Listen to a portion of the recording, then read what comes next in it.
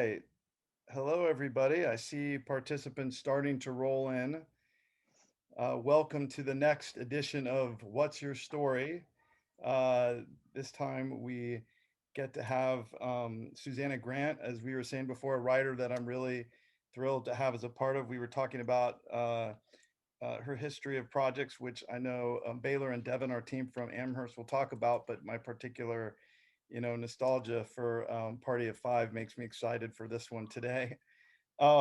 This is a part of the Gather project that we've been starting in earlier this year. A number of people of you have been able to watch some of the previous shows that we've done.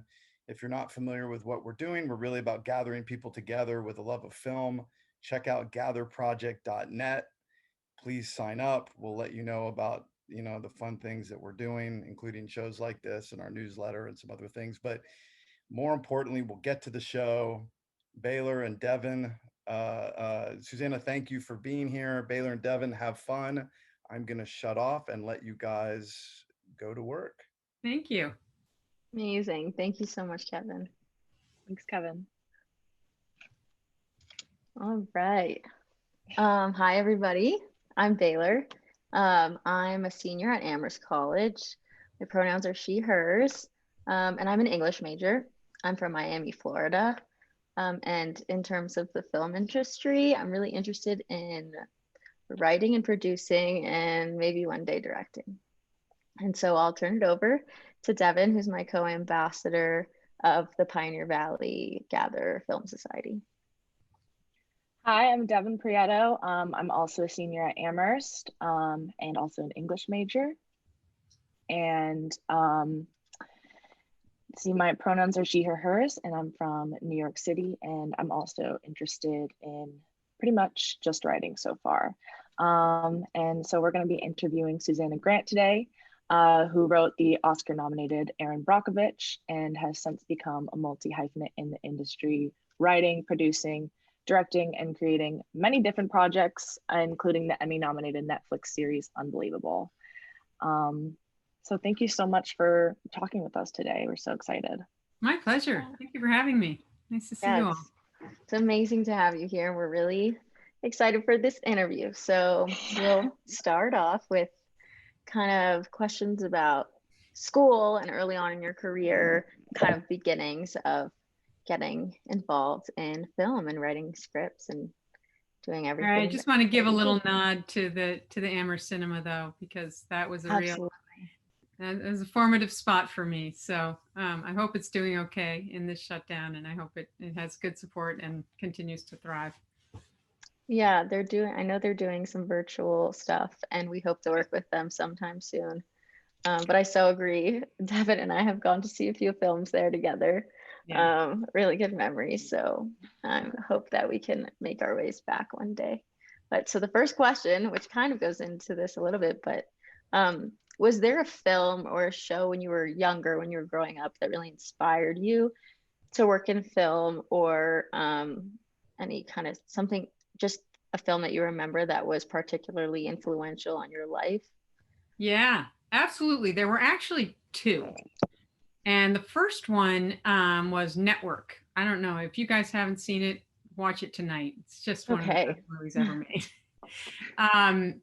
And it was it's a movie that's just full of such passion and rage. And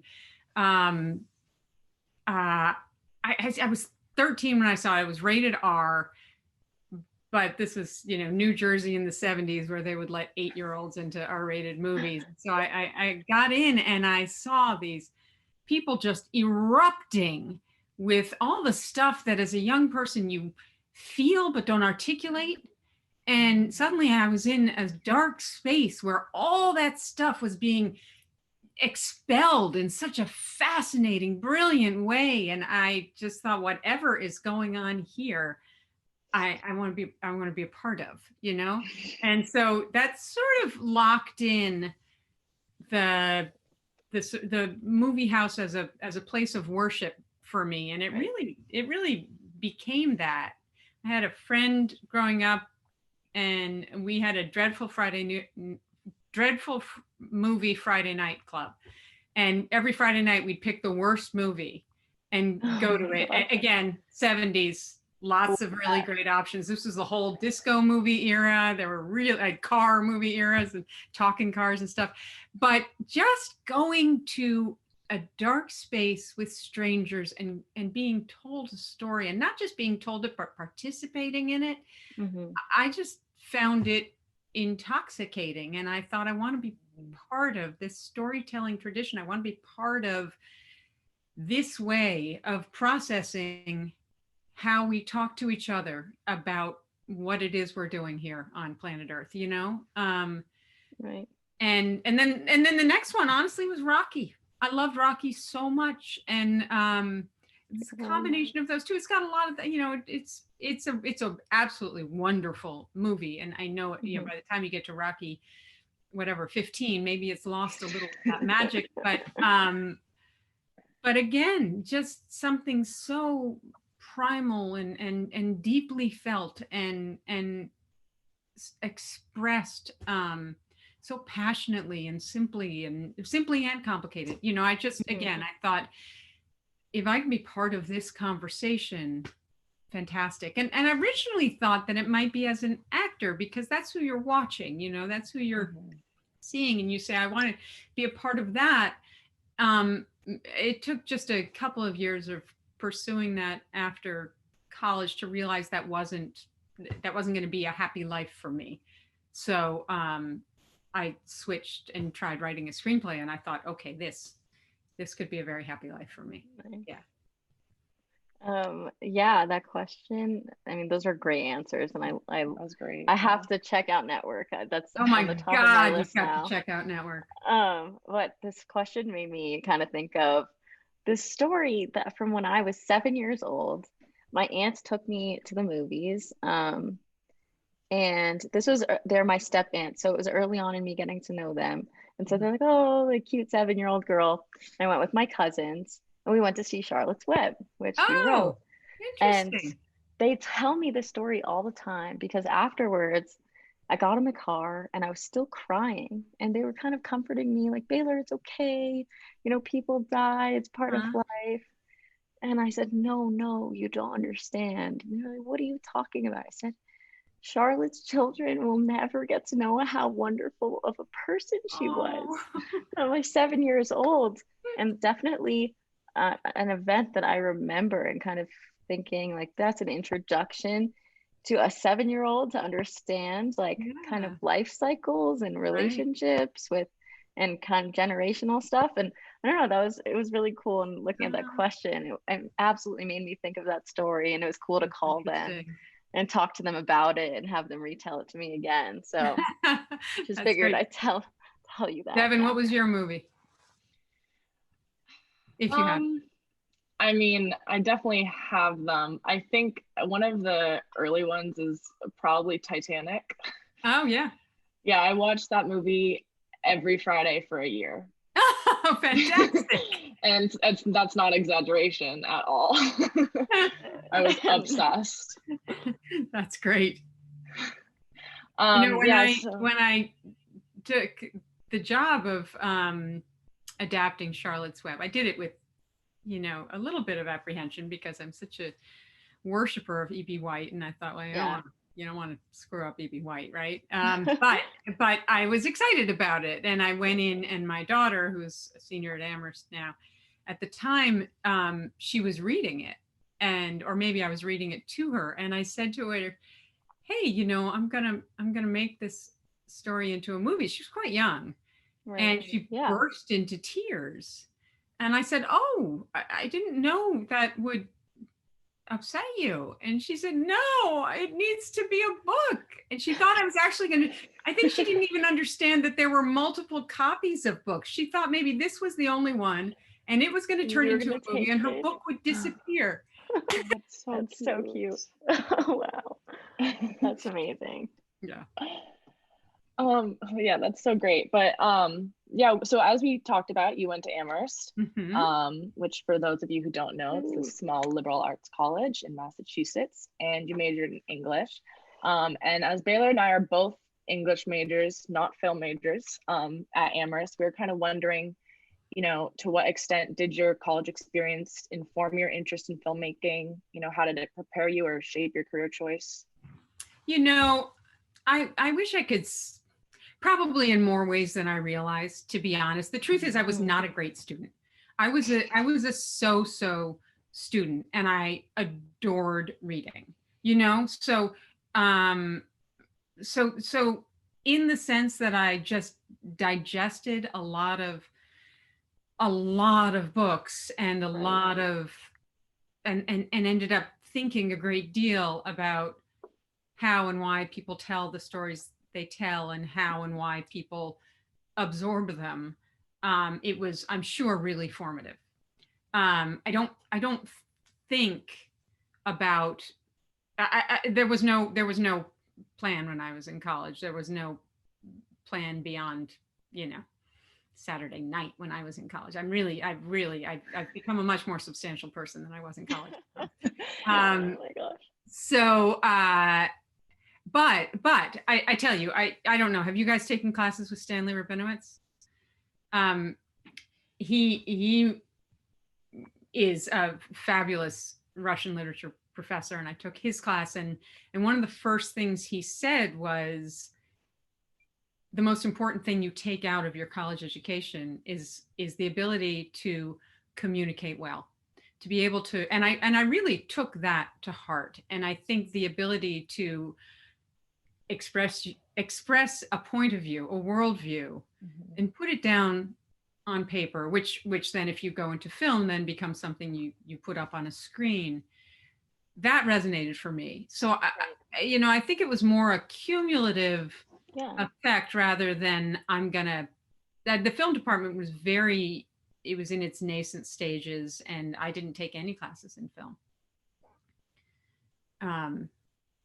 So probably greatly I was influenced by my time there in ways that are very intangible but profound.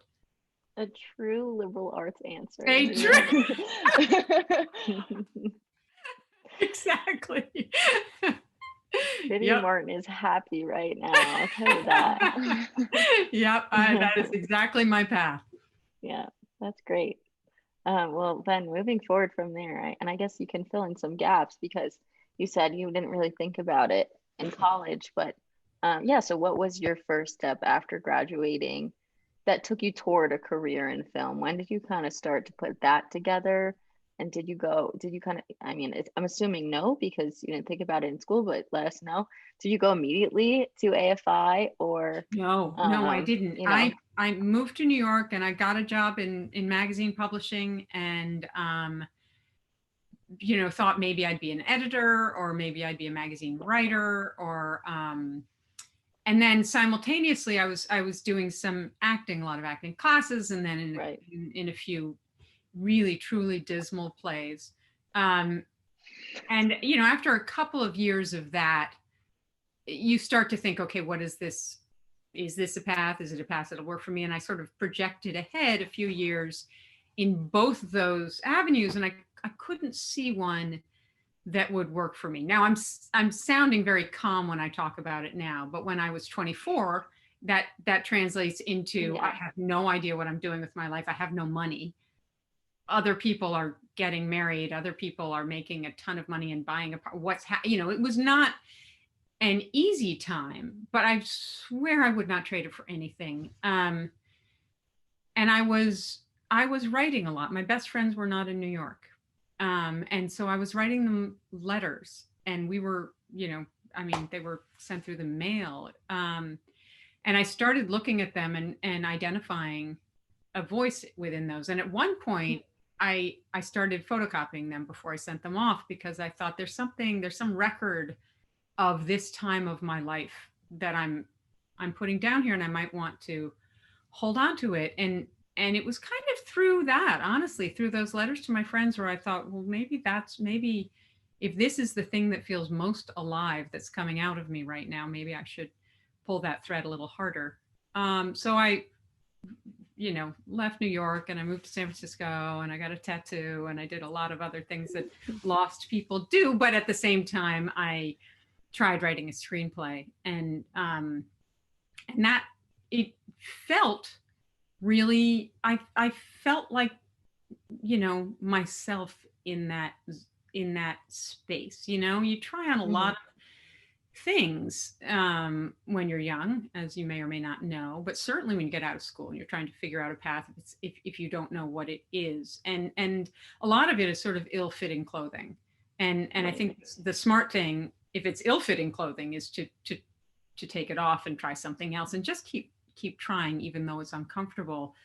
And in my case, eventually I sat into something that was a very comfortable chair, and I thought, oh, I could do this for a long time. And it's new every time. You know, every script is a new journey, and it's equally hard every time. Honest to God, it's the challenges don't go away, which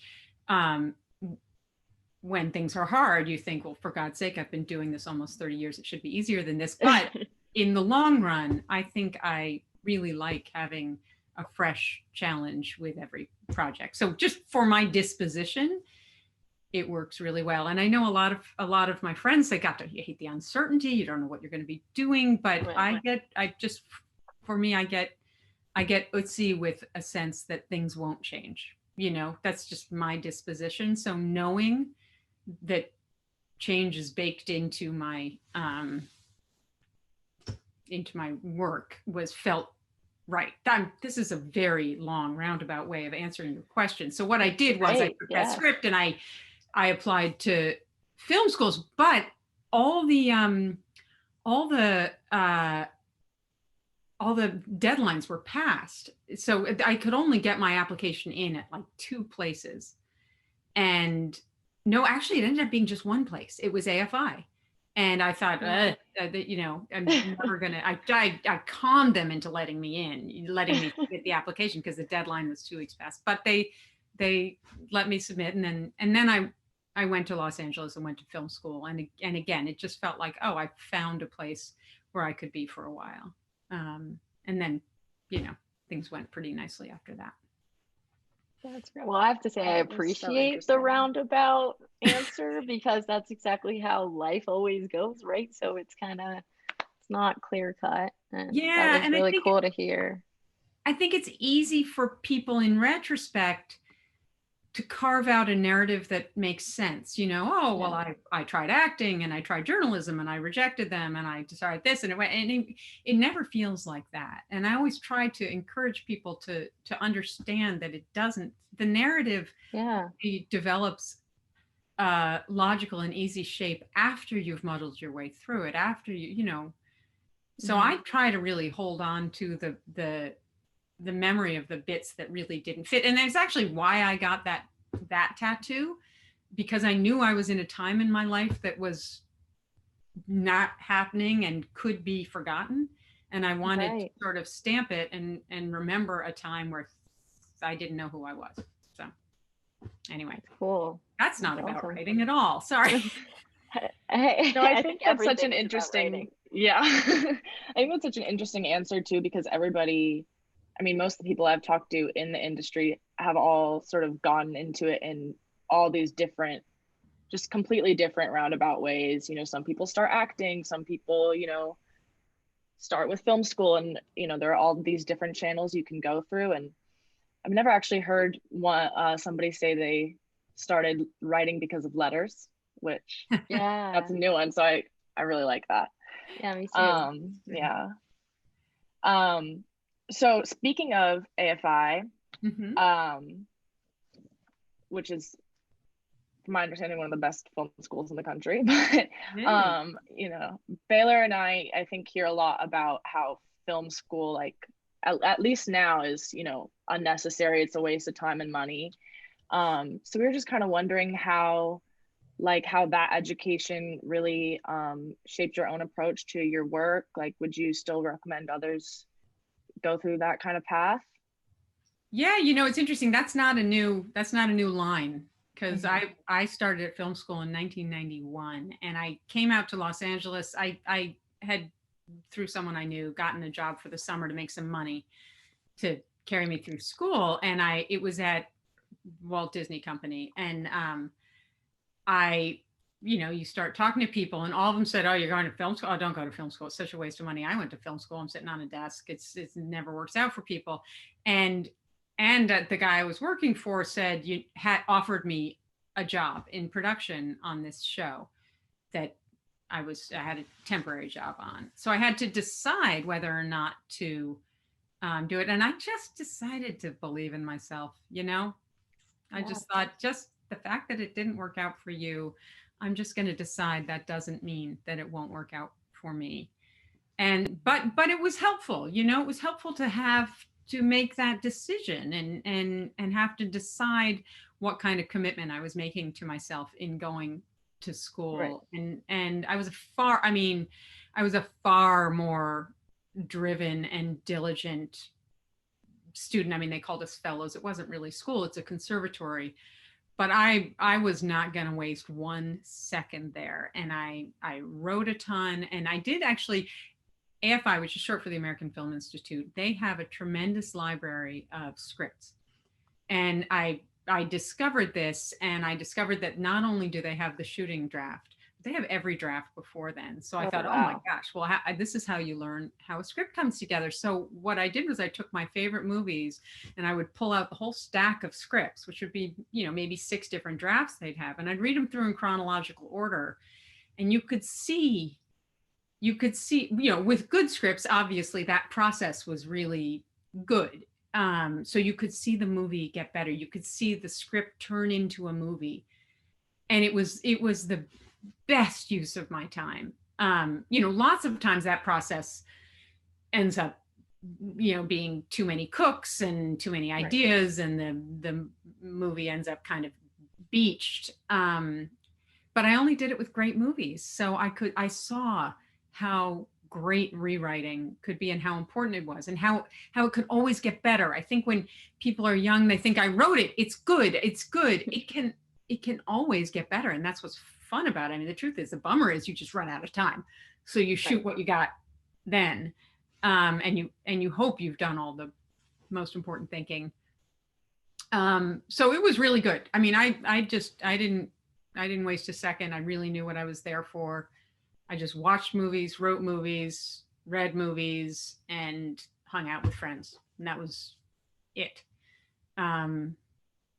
So it was great. I mean, I think if you're going thinking it's going to be like college where you'll get assignments and you're trying to, get a grade from a professor, and if it's that sort of relationship with education, don't do it. But if you are really focused and know what you're there for me, it was 2 years to understand who I am as a writer.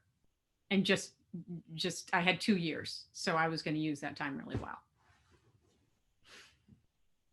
Well, I love that whole, I didn't know that AFI had, like, even the scripts, the first initial drafts, like that's incredible. And I know. I'm like, I don't want to get my hands on that. Yeah. Well, they're the physical copies and they're all locked in these cabinets. And I think only AFI students, and I don't even think that many knew they were there. I don't know how I got hip to it, but the librarian was one of my best buddies for sure. Nice. Well, back to, questions. This is more early in your career, and Kevin said at the beginning, you had me at party of 5. And I guess I haven't seen it because I'm on because it came not out in my before lifetime. You were born. But definitely, want to. But so you worked on Party of 5.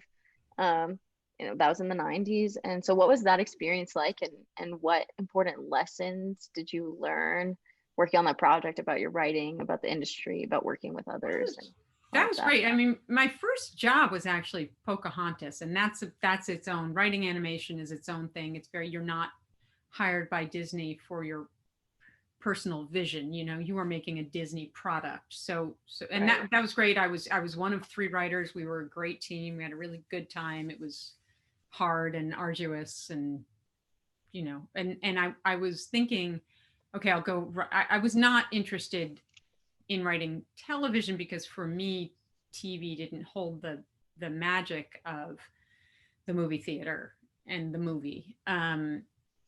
so I wasn't really looking for it, but the folks who started the show, great writing team named Amy Littman and Chris Kaiser, they asked me to come in, and they had read a script of mine and see if I wanted to be a part of it, and they were so great, and I thought the pilot was so great that I decided it would be wonderful, and it was just this, it was, you know, everybody was, aside from Chris and Amy who ran it, pretty much everybody was new. It was almost every actor's first job. Most of the writers, it was, if not their first job, their second job. We were all new. It was very like Mickey, Judy, let's put on a show, only we had a lot of money, you know, and Chris and Amy had very high standards, and it was tons of work. It was tons of work. And I was there constantly, but you know, you get to write your show and then be on the set while your show is being shot, and then watch the cuts of your edits of your show while you're writing the next one. And it's a lot of fast work, which was wonderful. You get very loose, and some muscles get very strong. But I was writing movies at the same time. So when we'd go on a break, I would write a movie because that's what I really wanted to be doing. And after a few years of that, it just got to be a lot of work, and I got married, and I thought I'd rather, you know, not have to spend every night and every weekend working. So I didn't stay with the show for the duration of it. I did 3 years, and it went on for 3 more after that. But it's great. And now the quality of series television and the you know, the introduction or reintroduction of the limited series into our storytelling, you know, toolbox is great. I mean, there's so many things you can do now. So I loved it. I was sad to leave, but I really did and do love movies. So yeah. Great. Well, yeah, that sounds like an awesome experience.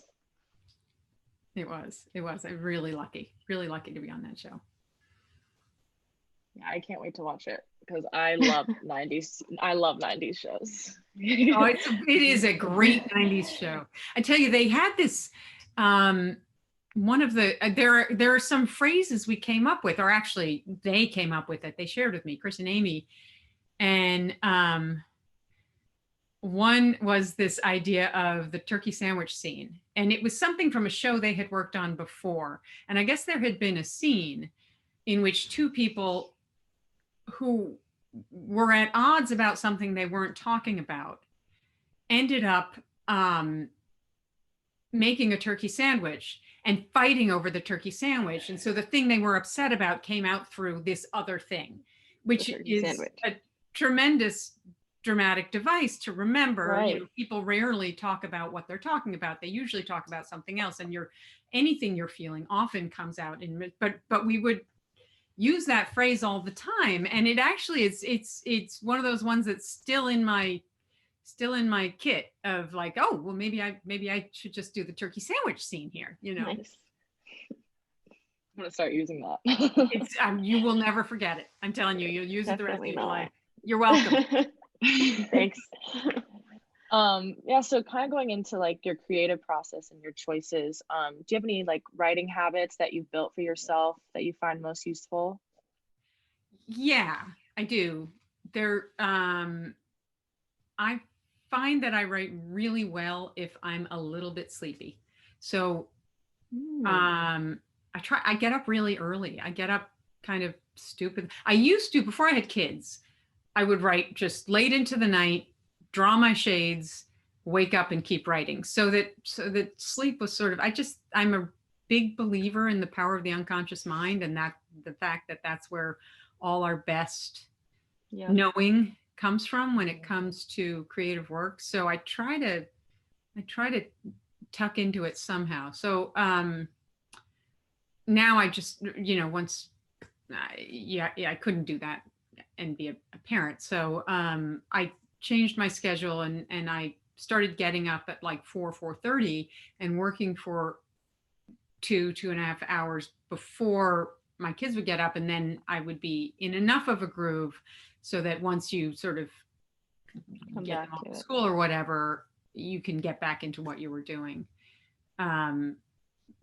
So that's one, I try to do that. The other thing I do is when I start my work for the day, I read through everything I wrote the day before, and I make edits as I go along. And then so when I get to the end of it, I'm sort of in the groove of what I'm writing, so that when it comes time to write the next scene, it's not from a dead stop. It's easy to get yourself back into it if you're reworking the stuff you wrote before, and then you just sort of flow into the next one. I find it harder. It's more jarring to go from making coffee to starting something cold, That's another little trick overstates it. Habit. Yeah, no, I love that one. That's a really helpful one. Yeah, and so kind of on the writing subject, as writers, we both write, we're both English, we both do creative stuff, we're both writing creative theses, so that's awesome. Great. Are you writing scripts? She is, Devyn is. All right. Script. Great. Yeah. But anyway, we're told, I feel like I've been told this cliche advice a lot. To get better at writing, you need to just do it. And so, I mean, yes, of course. But are there other ways that you work on your writing besides like just doing it? Or you mentioned the reading of the scripts and that was really helpful, but kind of other things that you've done and really kind of reading anything, just always opens up little doors in your mind that you didn't realize were there. And especially people who have a slightly different way of articulating things than I do. I find listening, I mean, this you can't do now, but I find going to hear live music to be, if I go to the LA Philharmonic and close my eyes, I have thousands of, I mean, that overstates it, a lot of ideas. Yeah. I should bring a notepad. There's so much that happens. I think, for me, music is a big, it's, I think maybe because doesn't have anything to do with words, that's not true. Some of the music I listen to does have lyrics, but maybe it's because it's something I could never in a million years do. I wouldn't have the first clue how to write a song, So listening to that always wakes my brain up a lot, or my mind up a lot. And yeah, I have a friend who said, yeah, there's a formula to writing. It's called ass plus chair. Nice. It really is about it is. time, and I tell you, I also have a program on my computer called Freedom. I don't know if you guys have this, but it shuts off your internet for a set amount of time. And that is essential for me. If I were to, you'll be writing and you think, oh, I have a little bit of research. I can just check that now. And you check it, and then it's been 30 minutes and you don't remember where you were, and it's disastrous. So I have to use that. What I usually do is, because I don't trust myself, I set it the night before when I go to bed, so that I know I have 7 hours of uninterrupted writing time. That's the biggest one in terms of my ability to focus or not, and leaving the phone outside of the room. Yeah. Well, it sounds like Freedom's gonna single-handedly help me write my thesis. So thank you for that. Oh my gosh, you must get it. It's great. And then put your phone somewhere else for a little while. Yeah. So we are also wondering, you sort of talked about this before about your interest in movies, but we're wondering how your relationship with storytelling has changed over the years, and if you always knew you wanted to write scripts when you were first starting, and like what storytelling format did you fall in love with first? Well, I guess movies. I would say that my own writing, as everyone's does, evolves as you do. You get older, life gets more complicated, more colors get into it. I think that's present in the stories that I'm drawn to now. I think they're, I'm not 26, so my concerns are not those of a 26-year-old anymore, although I can channel those and appreciate those. I think if you just stay awake to who you are and listen to who you are, your storytelling will naturally evolve as you do, you know. I went to a seminar once that Richard Curtis was giving. It was a interview. And he's a British writer director. I don't know if you know his work, but he's done a lot of great movies and romantic comedies, and you know, Notting Hill and Four Weddings and a Funeral. You know, anyway. And he said, "Well, my movies are sadder because I'm sadder. My father died. I'm a sadder person since my father died. So there's sadness in my movies." And I think that's sort of true for everyone as you know, as life evolves.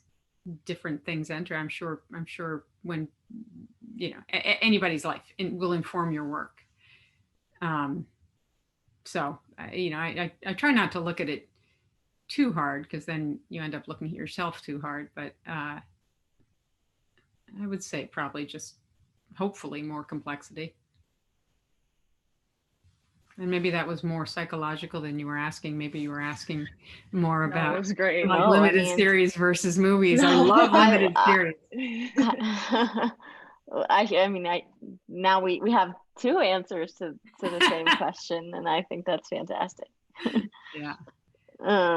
Okay, so this is about character. So what do you think makes an interesting character? And when you're sitting down to kind of write a character, are there steps you always take? Do you have some kind of routine or things that you look at, or like a chart you make? I don't know, but in terms of when you're writing characters, what do you think about, and how do you kind of start? You know, this is something I do think about a bit, but I think this is a little bit more on the more intuitive side of the things I do. I'm when it comes to story structure and stuff like that, I'm very thoughtful about what my process is. Whereas with character, I think there's a certain just instinctive pull I have to something, but I can look and say what I think makes them interesting. If I have a character on a page that feels a little dull, there are things I try to remember. Like I try to remember if somebody has one strong quality, they absolutely have its opposite to a lesser, but probably not that much lesser degree, you know. The incredibly generous person has something you couldn't pry out of their cold dead fingers, you know. Right. There's a shadow side to everything, and I think the more you can find that and the more you can show that, the better off the character will be. The other thing I think is true that I mentioned earlier is that, you know, people rarely say what they're thinking, and they're rarely thinking what they really mean. So understanding that there's a difference between what somebody needs and what somebody wants. You know, what they need is what's maybe what they don't know they're after. What they want is what they think they're after.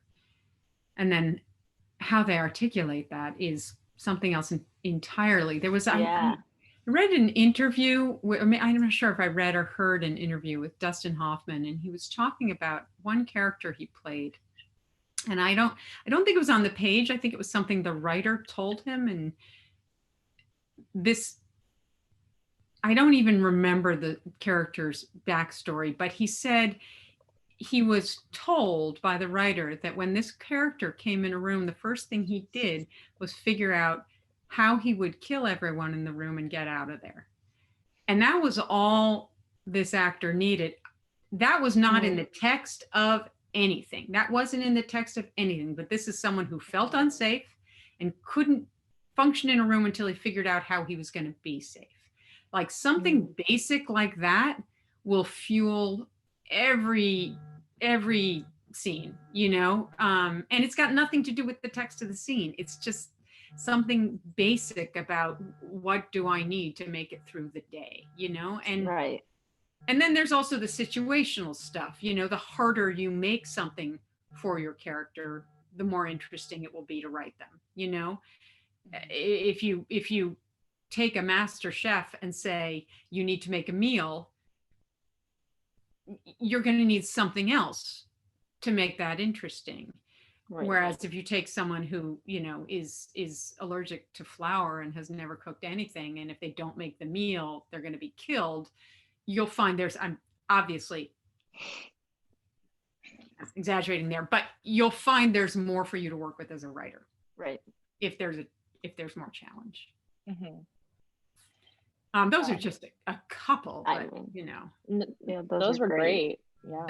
I think you mentioned earlier that you do have a very specific process when it comes to writing. So like, are there any, you know, storytelling techniques that you find yourself gravitating towards or playing with when? Yeah, you know, there's a lot of talk. The 3-act structure is fairly enshrined out here.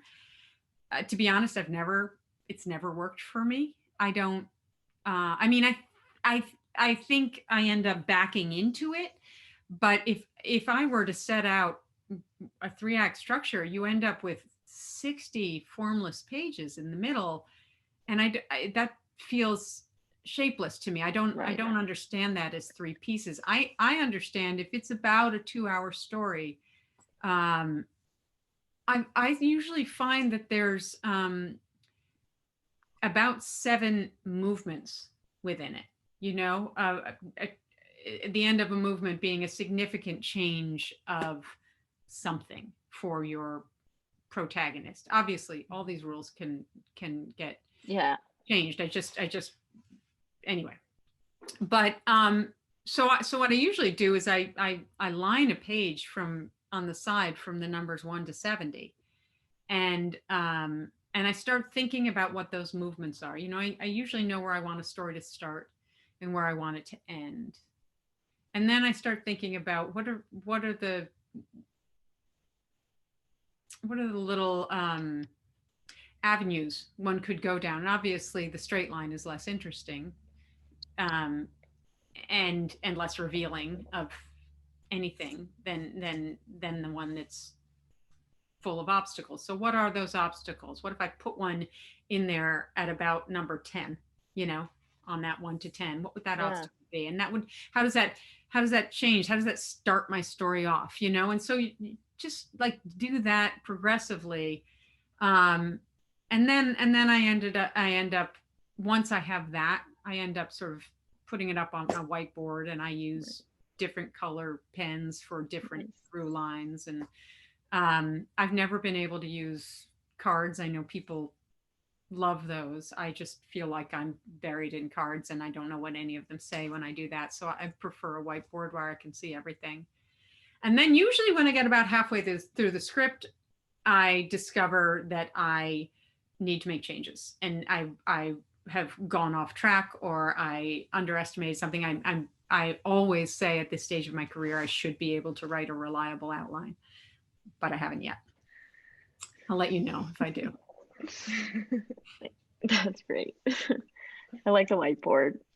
Yeah, I like a whiteboard. They're good. Yeah. You know, there was when I was very early in my career, I had I got to know someone who was friends with who was friends with Alvin Sargent. Alvin Sargent is a tremendous screenwriter. He passed away in the last year. And I then got to know Alvin Sargent, which was a wonderful blessing. But at the time, I didn't know Alvin Sargent. And I just knew that I loved everything he wrote. And somebody said to me, this person who knew Alvin said to me, "Oh, Alvin calls me every time he starts a job and says, I can't do it. I can't do it. I don't know how to do it. I'm going to have to give the money back." And at that point, Alvin Sargent had won 2 Oscars. So I thought, okay, if Alvin Sargent has to really struggle through this, maybe it's okay if I feel that way. Maybe I'll just allow myself to feel that way and not act on it, you know, and I just keep working. Sounds good, Devyn. I'm going to text you Alvin Sargent every time you're having trouble. Just remember, Alvin Sargent. Alvin Sargent. Sorry, it's our word now. Yeah, so you kind of talked about this a little bit earlier, and about how you grow as a storyteller, and that your interests and things change as you add more color to your life, as you said. So, I mean, now, I guess, maybe, and also in the past, but what do you look for when deciding to attach yourself to a certain project? And so what attracts you to a specific story? It is 100% gut. You know, it's just am I thinking about this beyond the point when I'm reading it? Lots of times I'll read something and I'll think that's really cool, and then 24 hours I won't be thinking about it at all. So I think, okay, it's cool, but it's for somebody else to write, because I got to stay interested in this for minimum 9 months, you know, with rewrites and everything. So it better be something I'm still thinking about after a couple days. It's very gut. If I tried to decide what it was I was looking for, I probably would pick something that I didn't feel any real connection to. Right. Yeah. Oh, I like that. That, like, I can't stop thinking about it thing. Yeah. No. Yeah, It's like a crush. It is. You know, I actually have one of the notes I have to myself over my desk is the phrase "fall in love," because, you know, Nice. you're there. Why not? You know, you Yeah. can decide. You can decide to fall absolutely in love with the thing you're making. Yeah. And gosh, don't not. You know, if you have that option. But sometimes you can forget that. You can get sort of technical and go, it should be this, it should be that. It, you know, this is what makes a good story, and forget that if you feel it in your gut, someone probably will feel it in their gut as well. I really like that. Yeah, so, well, one of the shows that I literally could not stop thinking about was Unbelievable, and it had so much success when it was released. And so, I mean, I guess, like, sort of, I mean, I'm sure you had that gut feeling, but what drew you to that story that made you want to write it? Well, I mean, you know, obviously the story of it and what it's about was definitely, you know, you feel like, yeah, I could put my energy into that. But I'll tell you, there was one little detail. Yeah.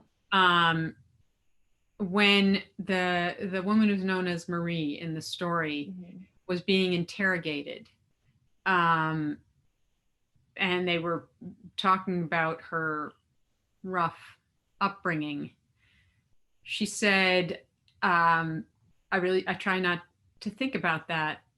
I really just try to be as happy as I can be. And that got me. And I looked at everything she did. Everything she did was with that in mind, even as the walls were sort of closing in around her, and the ceiling of what happy was getting lower and lower and lower. She never stopped trying to make the best possible version of that for herself. And I felt it when I read it. And that, if you look at her storyline, there's only one moment in which that's not what's driving her in the scene. And there's a quick scene toward the end where she's working at a go-kart, and she's kind of given up on everything, and you can feel it in her. But it's one moment, and the rest, that was what drove it. So, you know, obviously everything else that it's about means a lot to me, but that was the thing that really hooked me. That's really neat and interesting, and something I noticed in Marie a lot throughout. I kind of feel like she's still going. Like she is still going. I know, she's really heroic. Yeah.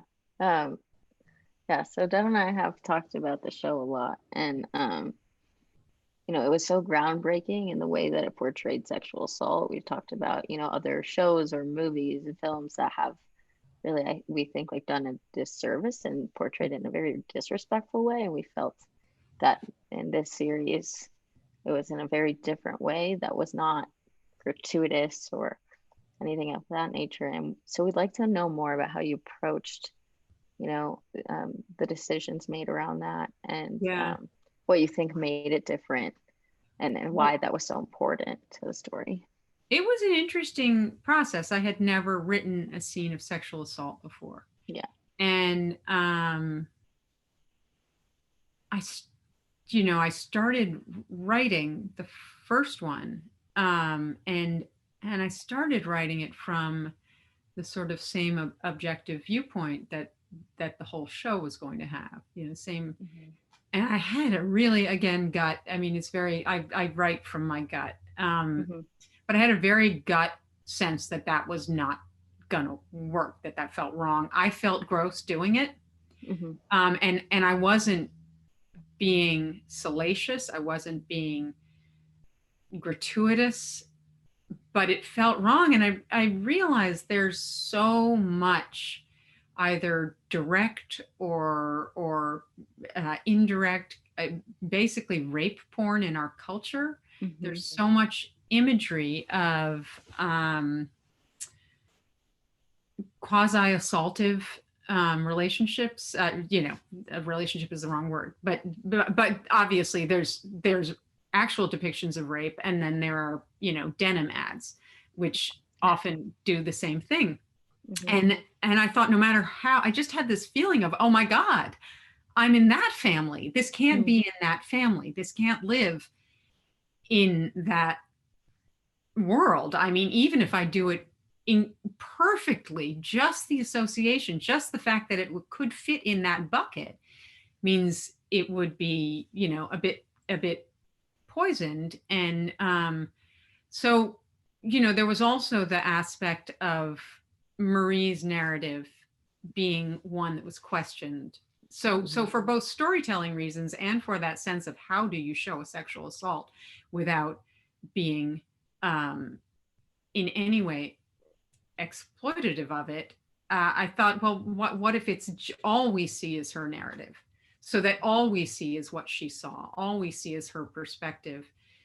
And once I did it that way, I thought, oh yes, that feels like the right way to do this. That feels like we can really show how awful this was without being abusive of her or again. And it just felt right, which is a really good, the takeaway there is, if it feels wrong, don't write it. Like there's something telling you, listen to that part of you that's saying this doesn't feel right, because you'll probably come up with something better. Yeah. And we ended up, there's very little that's physically graphic in those depictions. Very little. You see her upper thigh once, and that's it. And yet I think it's incredibly emotionally graphic. Yes. So Devyn and I were, when we were writing this question, kind of talking about the show, and one thing that I guess for us, I think also as young women, and definitely you're going to be a woman in this world, you're gonna come across issues with sexual assault and harassment, whether it's yourself or people you love dearly. And I was thinking about that phone call at the end when Marie calls Detective Duval and says, "Thank you, you gave me hope." It, like, I kept imagining as I was watching the series, like that kind of like mirroring of kind of you and Detective Duval, especially in this circumstance of kind of being championing this voice, and kind of that whole thing of we need to see it from her perspective and only hers, like to have that be this depiction of assault is so refreshing. And I don't think that anything afterwards has any excuse to do it any other way, because it was, I promise you they will. Of course they will. Of course they will. But do they have a good that excuse? scene No. is it's honestly, it's one of my favorite scenes. Is what's interesting that it was that I think Caitlin and Merritt had met, but just maybe, I think they had sort of passed each other at the food table once and said hello and been introduced, but they didn't know each other at all because they worked on completely different days. Right. And they hadn't ever acted together. And we shot Caitlin's side first, but Merritt showed up and hid in a trailer and did the phone call. And then, they did it the other way around as well. But they didn't really get to know each other until after they had acted together over the phone. But they were so moved by each other's performance just over the phone. It was a really beautiful one to shoot. Yeah, kind of in that same vein, you know, talking about unbelievable. I mean, you've also adapted a lot of other true stories like Erin Brockovich, and you know, what is that process like, you know, specifically in terms of research, or you know, balancing, you know, knowing that these are real people and their real lives that you're telling, and how do you sort of adapt those in both a respectful and compelling way? Yeah, that's an interesting question. Well, you have to take it for the right reasons. You know, you have to take it because you really feel like you honor the truth of that person's experience. You can't take it and think, you can't take the Erin Brockovich job and think, I want to do a comedy about a girl with, you know, long legs and large breasts who's mouthy, you know, because then you're gonna miss the essence of her. You have to take it because the sort of deepest truth of their experience is something you feel like you can connect to and articulate and draw forward. So take it for the right reasons, you know, and then I learned on Erin Brockovich that, you know, because I spent a lot of time with Erin, who's fabulous, just a wonderful person, but a big personality with a lot of opinions. And I sat down to write. And when you're writing, you're used to being 100% in charge and knowing best. Like whatever you say, it's your God of that creation, you know? And I started thinking, oh, I'm not sure. Would she wear, you know, a blue shirt or a white shirt? Would she drink coffee or tea? Would she, you know, oh, maybe I'll call Erin. Well, maybe I'll ask Erin. Oh, I'll just write Erin. And then after a little bit of that, I thought, I don't have any, I gotta just decide that there's the real Erin, and then there is the Erin I'm writing here. And I know the real Erin well enough that my fictional Erin will really honor the truth of her.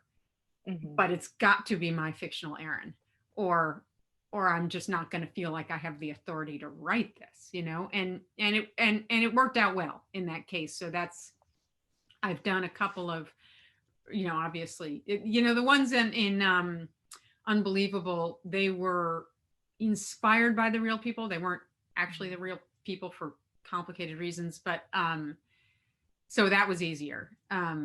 But I had to do another movie that was based on real people, and that's sort of been my rule: spend enough time with them, get to know them well enough so that you feel like you can. Oops, my light's falling. You can, with authority, represent that in your version of it. Great. All right, so this next question is kind of a hybrid of one we wrote and also one from Lucas Herrera, who is watching in the audience. Hey, Lucas, what's up? So I'm gonna kind of combine them. So you've written, you've directed, you've created and produced work. And what was that transition like from writing to do all of those other things? And I guess kind of the question he was asking was about specializing. So at first you specialized in writing. And when you first were doing that, how did you kind of transition to producing and directing? Did you feel like as a writer, you needed to know different parts of filmmaking more, and etc.? That's the gist of it. Well, here's the thing about writing is that when you finish the end of the script, you've already seen the movie, and you're the only person who's already seen the movie. And I think, you know, when somebody else directs it, sometimes the movie you get is the movie you saw, but more often than not, it's not. And sometimes it's wonderful, but it's not the one you saw. Erin Brockovich was the one I saw. That same year, there was a movie I wrote called 28 Days came out, and I was on the set of that movie. I was not on the set of Erin Brockovich. I was on the set of 28 Days. That movie looks nothing like what I saw in my head. And you just can't control that if you're not if you're not directing it. So what you do find as a director is that the first movie I directed was a big learning experience, and I have that comes with a lot of asterisks. There are things I would do differently, but I had ended up collaborating with a wonderful cinematographer whom I've worked with many times since then, named John Lindley. And I ended up saying to him, I'm not always going to be sure how I want it to look, but I will always be able to tell you how I want it to feel. And I'll start there, and then we'll talk about how I want it to look. And he has, decades of experience, and he's brilliant. So that seemed like a really good way to get beyond the gaps in my own knowledge. And then, as it's really with collaborators, and as you work with someone like that, you start to say, okay, well, let's talk about why we'd use that kind of lens. Let's talk about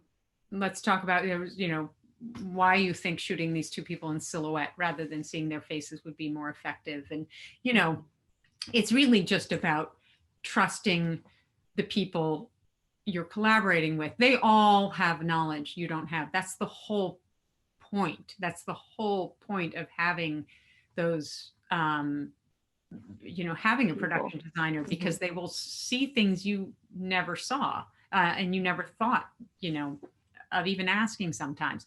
So picking really good collaborators, trusting them, being clear about what you want, even if you can't be specific about it, but sort of generally what you want, and having them help you narrow it down. Not no director. There are some directors who know, as Steven Soderbergh could probably do any job on a set, but most directors lean very hard on their collaborators. And I mean, that's the genius of them. That's the nature of the job, that's actually the fun of it, because you work with the most talented, inspiring people and learn from all of them. That's great. So as we're sort of winding down, what is something that you wished you'd known before you got into the industry?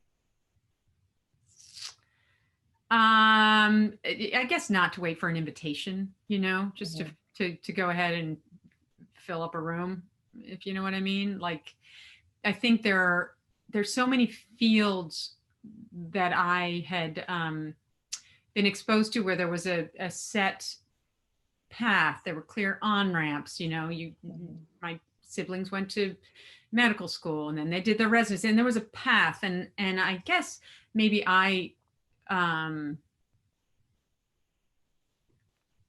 but who knows, maybe I just was less confident or whatever. But I guess I wish I had not needed as much validation as I needed early on,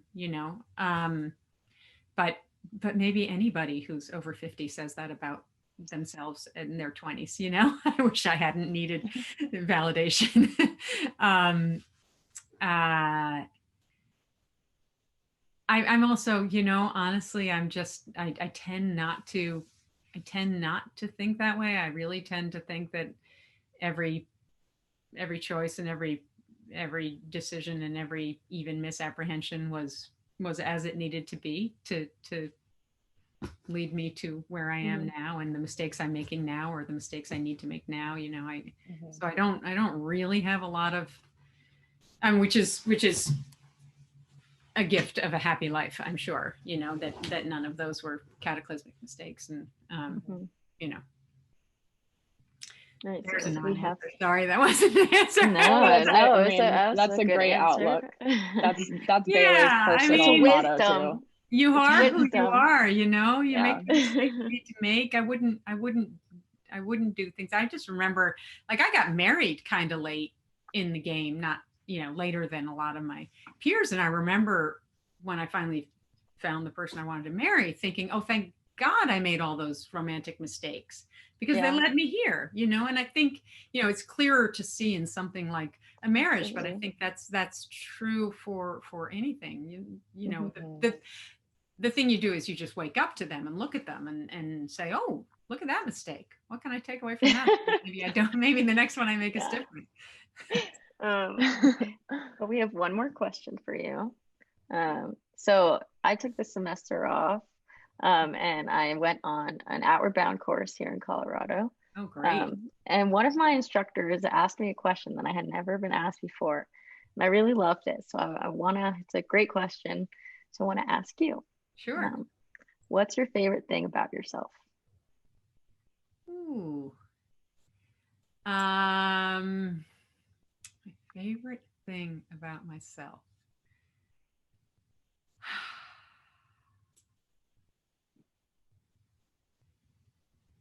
Well, now you've asked a question that's led to a little bit of silence. Sorry about that. It's okay.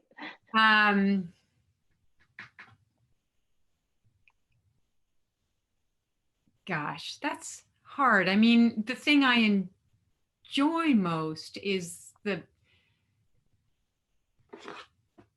process of not the process of just showing up authentically in any situation, and being present. It's not a personality trait. It's not, like a sense of humor or, but I think the habit of being as present and maybe as authentic as I can be in as many situations as possible is probably the thing that both gives me the deepest sense of contentment and joy, and hopefully does for the people I'm with, I like calling it a habit.